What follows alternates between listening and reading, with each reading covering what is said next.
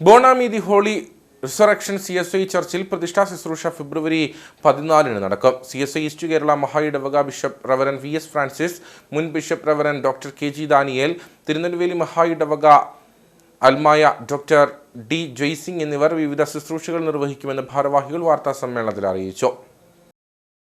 Elappara ബോണാമീതി holy resurrection CSI ചർച്ചിൽ പ്രതിഷ്ഠാ ശുശ്രൂഷ ഫെബ്രുവരി 14 നടക്കും. റാലി, സ്വീകരണം, പ്രതിഷ്ഠ, അത്താഴ ശുശ്രൂഷ, സ്നേഹവിരുന്ന, കൂപ്പൺ വിജയികൾക്കുള്ള സമ്മാനദാനം, സംഘടനകളുടെ വിവിധ കലാപരിപാടികൾ എന്നിവ നടക്കും. 15-ാം തീയതി ഉപവാസ പ്രാർത്ഥന, മറ്റ് ശുശ്രൂഷകൾ എന്നിവ നടക്കും. 16-ാം തീയതി തിരുവത്താഴ് ശുശ്രൂഷ നടക്കും. വലിയ ഒരു ചരിത്രം ആ ബോണാമി സഭയ്ക്ക് ഉണ്ട്. 1957 ഒരു ജോ പോൾ എന്ന് പറയുന്ന ഒരു മിഷണറിയാണ് ഒരു ചാപ്പലായി ആ ദേവാലയം ആരംഭിച്ചത്.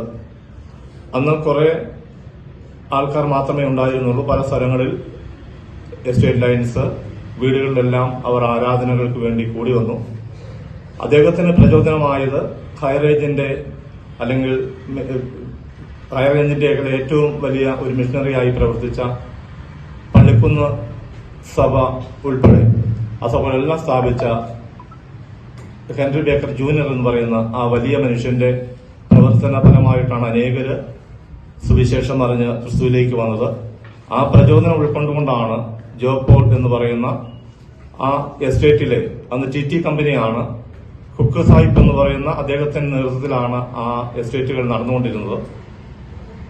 അവിടുത്തെ മാനേജറായിരുന്ന ജോ പോൾ എന്ന് പറയുന്ന നാഗർകോവിൽ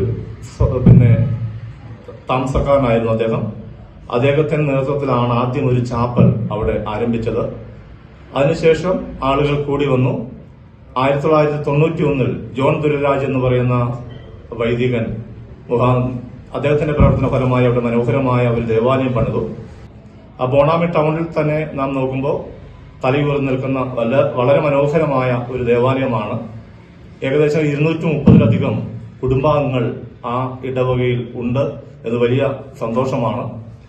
അന്ന് ഈ വെള്ളിയാഴ്ച നടക്കുന്ന ആ പ്രതിഷ്ഠാ ശുശ്രൂഷ ആ ദേശത്തിന്റെ ഒരു അനുഗ്രഹമായി, ദേശത്തിന്റെ ഒരു ആഘോഷമാക്കി തീർക്കാൻ വേണ്ടി ഞങ്ങൾ പരിശ്രമിക്കുകയാണ്.